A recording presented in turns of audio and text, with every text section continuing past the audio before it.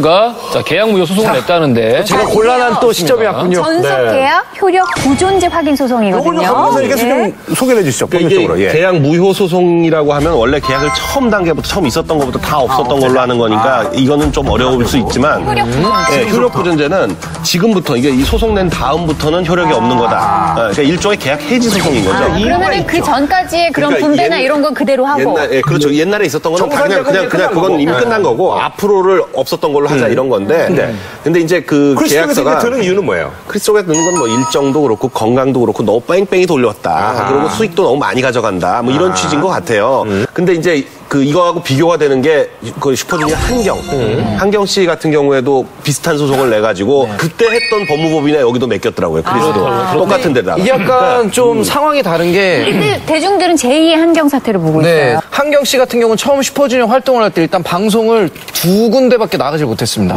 일단 뭐 외국인이라는 이유로만이었는지 굉장히 한경 씨가 활동하기 힘든 상황이 좀 그랬죠. 상황이 너무 많았습니다. 사실 그런 결정을 내렸던 게 사실 이제 외로움도 좀 있었을 거라고 좀 보거든요. 그래서 그런 것들을 보완하기 위해서 XOK, XOM. 그래서 이제 중국인 멤버를 한 뭐 4명 정도 이제 영입을 해서 그랬는데 그러니까 이게 엑소라 씨 말이 맞는 게 한경 씨의 사태를 겪고 그러면서 좀 더 보강을 해보자 해서 엑소 K와 M을 나눠서 중국인 친구들과 해서 함께 했는데도 사실 이 크리스 사태라고 하죠. 이 크리스 사태 같은 경우는 팬들과 어떤 그런 믿음을 저버렸다는 게 문제가 아닐까 싶은 게 당장 콘서트가 일주일을 남겨놓고 모든 동선과 안무와 그리고 음악 녹음을 다 해놓은 상태에서 갑자기 갑자기 이렇게 나가버렸다는 거는 안무를 바꾸고 이러는데 어마어마한 시간과 돈이 들지 않나요? 지금 다 뒤집어졌죠. 그리고 음악적인 녹음도 지금 다시 다 뒤집어졌고요. 동선도 엑소 같은 경우는 6명 맞춰서 하는 안무들이 있는데 그것도 다 뒤집어졌고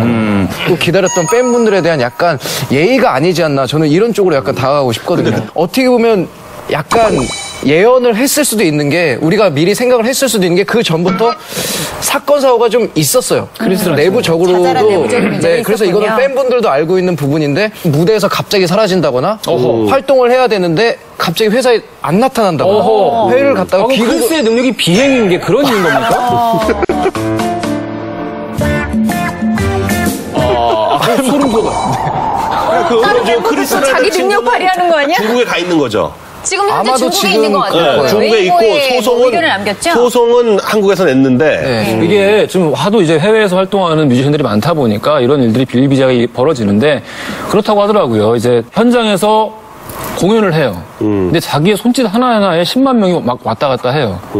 그러다 보면 이 어린 친구들이 내가 훨씬 돈 많이 벌 수 있는데 왜 내가 이 고생을 하고 있고 왜 이거밖에 못 벌고 이런 생각을 할 수밖에 없죠. 근데 이제 과거에 한경이라는 성공 사례가 한 번 있어요. 지금 돈을 엄청 벌고 있거든요, 한경 씨. 학습 효과가 있으니까. 이런 식으로 정말 공들여서 몇억 원, 굉장히 천문학적인 돈을 들여서 훌륭한 팀을 만들어 놓으면은 옆에 와서 브로커들이 엄청나게 붙습니다. 그렇죠. 누군가 배우가 있을 겁니다. 중국의 브로커들 엄청나요, 지금. 비용을 대겠다. 나오기만 하면 더 큰 돈을 벌 수 있다. 그러면 이런 식의 성공 사례들이 쌓이면서 앞으로 이런 일들이 더 많이 벌어질 거라는 거예요. 여러 가지 근데 그렇게 되면 엑소 K야 뭐 다 한국인 멤버니까 괜찮겠지만 엑소 M은 그 멤버 중에 4명이나 중국인이니까 그 중에 리더격이었던 크리스 씨가 빠지니까 크리스 씨가 다른 3명이 좀 이렇게 동요되거나 그렇지는 않나요? 다른 멤버들은 일단 자신의 SNS를 통해서는 지금 크리스 씨를 굉장히 비난하는 어조의 글을 남기지 않았나요? 우리는 하나인데 뭐 더 이상 뭐 빠져나간 사람은 의미가 없다. 거기에 대해서도 또 무슨 SM이 시켰다.